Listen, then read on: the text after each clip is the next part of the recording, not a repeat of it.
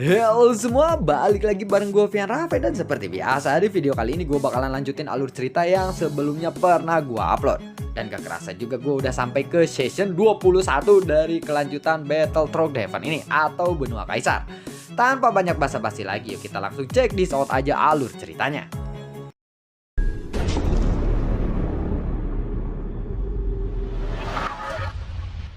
Di episode sebelumnya, Shen berhasil menangkap ketiga orang yang menyergap kelompok Xiaoyan sebelumnya. Mereka bertiga lalu berkata, "Tuan, maafkan kami." Mereka bertiga segera memohon belas kasihan Xiaoyan saat ini. "Kami hanya harus memiliki kartu roh ungu saja dan mendapatkan kunci roh untuk bertahan hidup di sini," ucap dari salah satu dari mereka. "Lalu bagaimana caranya untuk mendapatkan kartu roh ungu?" tanya dari Xiaoyan. 10 kartu roh putih dapat dilebur menjadi kartu roh hijau. Sementara 50 kartu roh hijau dapat dijadikan menjadi satu kartu roh biru. Dan 100 kartu roh biru itu dapat dijadikan menjadi satu kartu roh ungu, ucap dari orang itu. Shen terkejut ketika mendengar kata-kata itu. Jadi di Killing Heaven ini mereka harus saling membunuh untuk mendapatkan token-token kartu roh di tangan mereka masing-masing. "Lalu di mana kuncinya?" tanya dari Xiaoyan bertanya lagi. "Ada 1000 kunci roh yang tersebar di berbagai tempat. Adapun mengenai tempat atau tepatnya di mana, kami masih tidak mengetahui detailnya," ucap dari orang itu. "Dengan kata lain, apakah kunci roh ini berada di tempat yang acak?" tanya dari saya.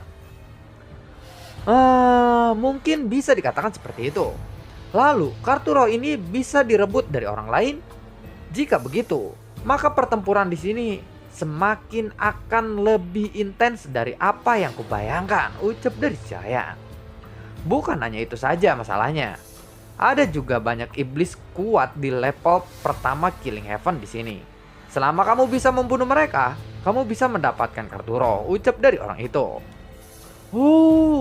Jadi seperti itu ya, jawab dari saya.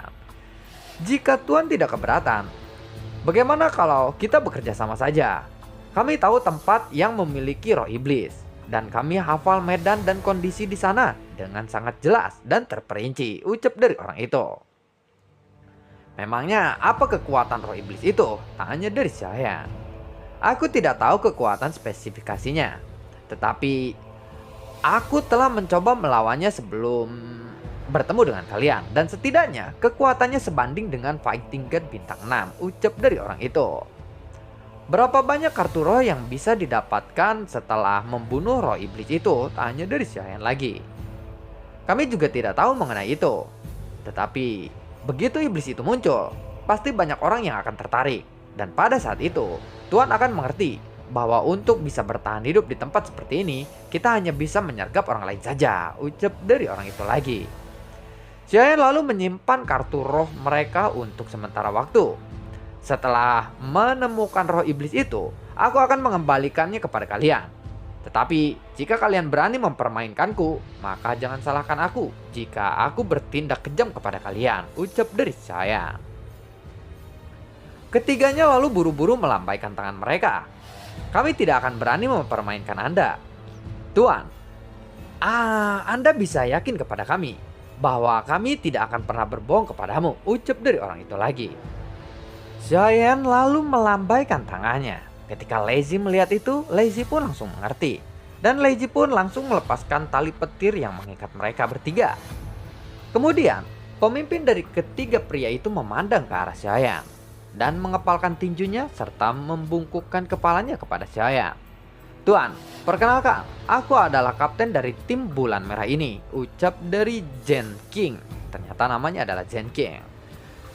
"Seberapa jauh tempat yang kamu bicarakan tadi dari sini?" tanya dari Xiaoyan. Sepertinya Xiaoyan tidak tertarik untuk mengetahui nama orang ini. "Lembah itu tidak jauh dari depan kita sekarang," ucap dari Jen King. "Apakah kamu yakin bahwa tempat itu belum didatangi oleh orang lain?" tanya dari Xiaoyan lagi. "Hampir tidak ada orang di sini, dan lembah itu sangatlah tersembunyi. Meskipun aku tidak bisa menjaminnya, tapi sangat kecil kemungkinan ada orang yang bisa menemukannya," ucap dari Zen King. "Baiklah, Kita harus segera pergi ke sana, ucap dari Xiaoyan. Zen King juga tidak berbicara omong kosong lagi dan langsung memimpin jalan untuk menuju ke lembah yang dibicarakan oleh Xiaoyan sebelumnya. Sebelumnya, aku ingin menjelaskan situasi di lembah sana. Di sana ada 100 monster tingkat rendah dan 1 monster tingkat menengah. Monster ini adalah binatang api perak dan 100 tikus api. Binatang api perak itulah yang terkuat. Tetapi 100 tikus api itu juga sangatlah merepotkan karena jumlahnya cukup banyak. Pertahanan mereka juga sangat luar biasa dan sangat sulit untuk membunuh mereka. Kita semua harus berhati-hati, dan binatang api perak ini tidak hanya ganas, tetapi juga dapat mengendalikan tikus-tikus api itu. Dan mereka menyerang dengan menerkam bersama-sama. Kekuatannya cukup merepotkan. Dan dengan kekuatan kami saat ini, kami benar-benar tidak berani melawan mereka secara langsung, ucap dari Zen King. Mendengar itu, Xiaoyan pun lalu menganggukkan kepalanya. Dari nada suara Zen King, sepertinya dia tidak menipu Xiaoyan kali ini. Tetapi Xiaoyan masih memikirkannya dengan sangat hati-hati. Karena biasanya orang mungkin seperti itulah. Semua orang terus bergegas. Dan memang seperti apa yang dikatakan oleh Zen King, bahwa tidak ada orang lain yang terlihat di sepanjang jalan ini. Sampai mereka pada akhirnya melihat sebuah lembah kecil. Saat melangkah, kaki Zen King mulai melambat dan menandai bahwa tujuan mereka juga telah tiba. Ada iblis di lembah ini. Lembah di depan mereka benar-benar sangat sempit. Dan untuk memasuki lembah ini, mereka harus melalui gua yang penuh dengan kerikil. Xiaoyan juga sebenarnya bisa menghancurkan semua halangannya. Tetapi ini akan mengekspos keberadaan mereka secara langsung. Hati-hati, kita akan menyelinap masuk ke sana. Jika kita bisa membunuh binatang api perak terlebih dahulu, maka kita tidak perlu khawatir pada tikus-tikus api itu, ucap dari Zen King. Kemudian semua orang berhati-hati memasuki lembah itu. Yang memasukinya caranya dengan memasuki gua yang sangat sempit. Saat mereka memasuki lembah, mata Xiaoyan pun lalu berkilat cerah. Karena sekilas dia melihat pohon spiritual bersinar di tengah lembah itu. Dan di atasnya ada buah spiritual. Ini adalah buah 100 roh sumber, ucap dari Zen King. Xiaoyan belum pernah melihat buah seperti itu sebelumnya. Dan dia tidak tahu buah mujarab macam apa itu. Tuan, buah ini adalah buah khas Killing Heaven. Dengan menelan buah ini akan berefek sangat baik pada sumber gas. Dan itu juga dapat meningkatkan pondasi sumber gas Anda, ucap dari Zen King. Di bawah pohon itu, mereka juga melihat sebuah binatang yang berwarna perak. Dan seluruh tubuhnya berwarna perak. Dan ditutupi oleh sebuah armor yang tebal. Dia sedang duduk di bawah pohon roh itu. Dan dia memiliki fluktuasi aura yang kuat.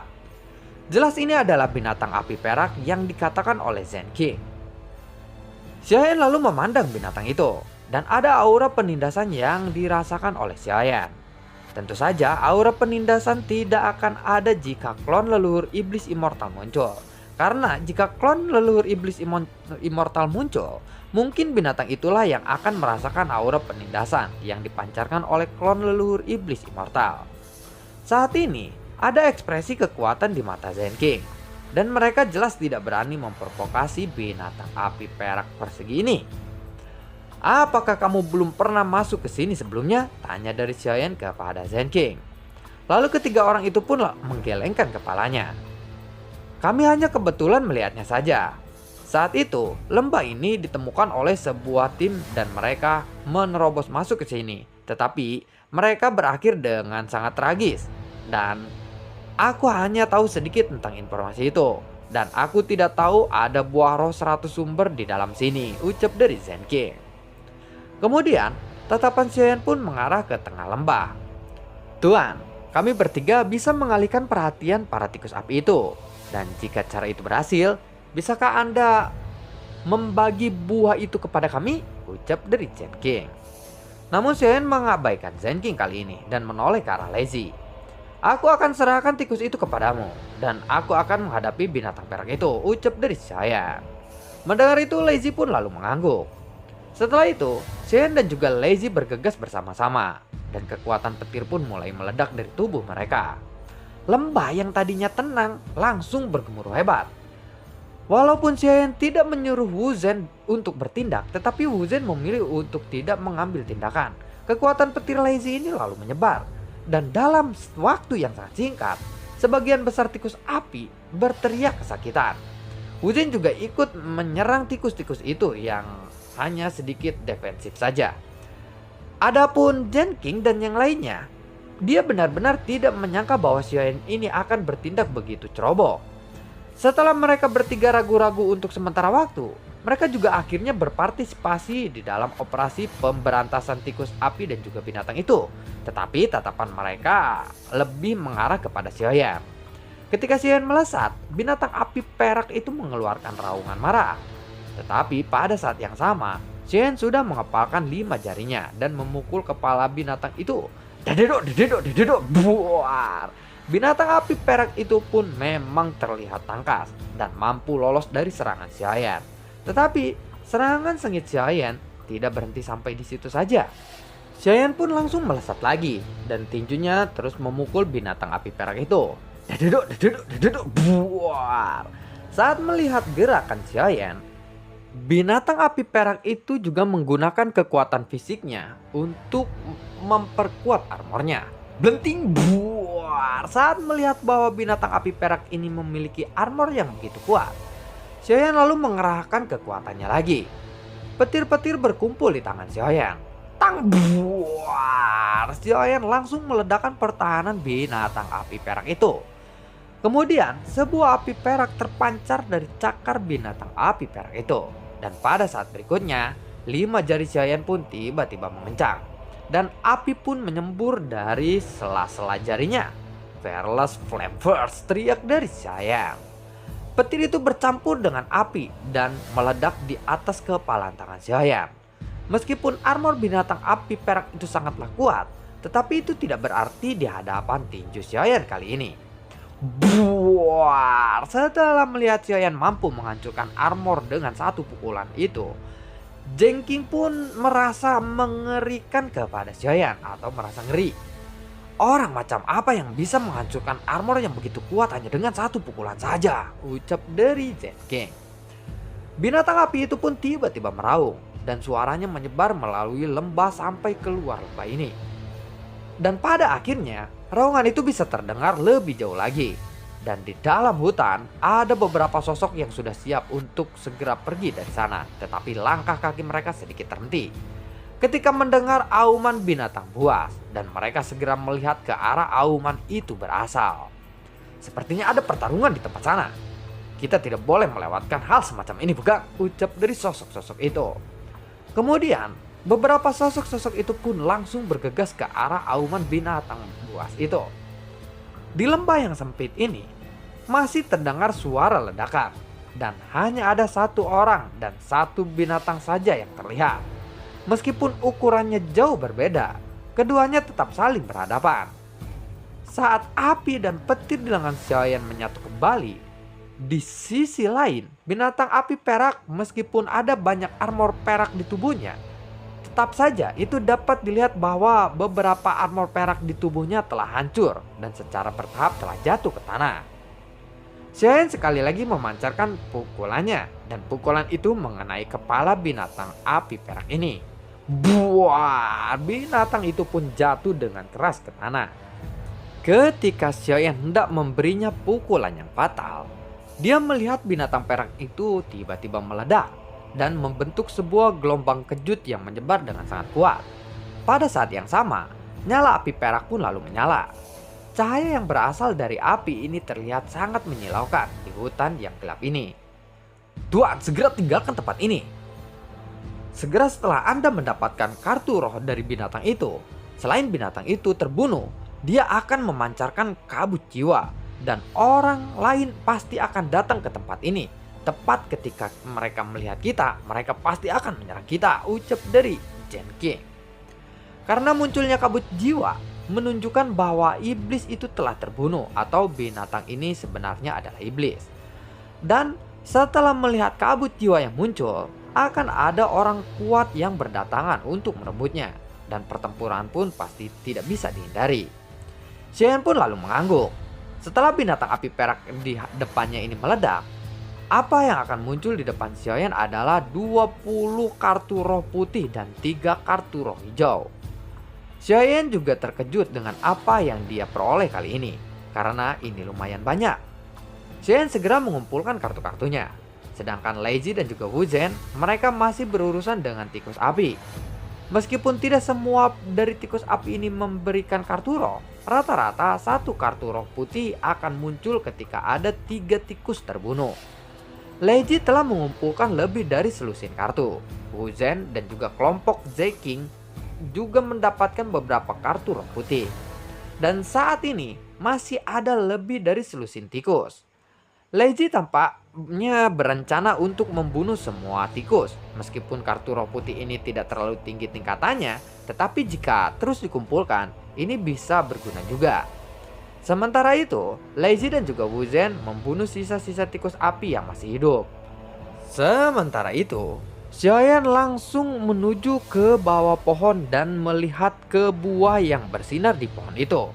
Xiaoyan segera mengulurkan tangannya untuk bersiap memetik semua buah itu. Tetapi pada saat ini, Xiaoyan lalu mengkerutkan keningnya dan melihat ke luar lembah. Buar, gua yang sempit itu pun telah dihancurkan dan puing-puingnya berserakan bersama dengan asap dan debu. Setelah asap dan debu itu perlahan menghilang, beberapa sosok lalu perlahan muncul dari sana. Kemudian, Xiaoyan dengan cepat memasukkan buah-buah itu ke dalam cincin penyimpanannya. Dan tatapan matanya perlahan beralih ke sosok-sosok yang baru muncul itu. Di dalam kegelapan, sepertinya Xiaoyan bisa melihat beberapa sosok yang berdiri di ujung sana. Aku tidak menyangka masih ada binatang iblis yang belum kami temukan. Oh, jika kalian menginginkan kartu roh, kalian bisa saja menghadapi kami, ucap dari sosok yang baru muncul itu.